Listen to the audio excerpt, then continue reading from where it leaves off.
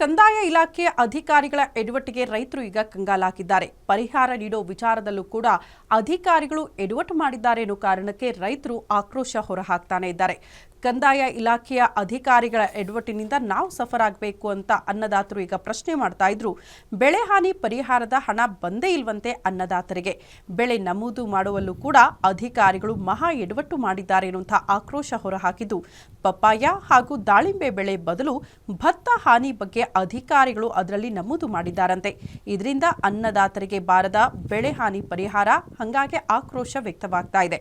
ಬಂಡೋಳಿ ಗ್ರಾಮದ ರೈತ ಮಾನಯ್ಯ ಅವರಿಗೆ ಜಮೀನು ಸೇರಿದೆ. ಲಕ್ಷಾಂತರ ರೂಪಾಯಿ ಹಣ ಖರ್ಚು ಮಾಡಿ 4 ಎಕರೆ ಜಮೀನಲ್ಲಿ ಪಪ್ಪಾಯವನ್ನ ಕೂಡ ಬೆಳೆದಿದ್ದಾರೆ.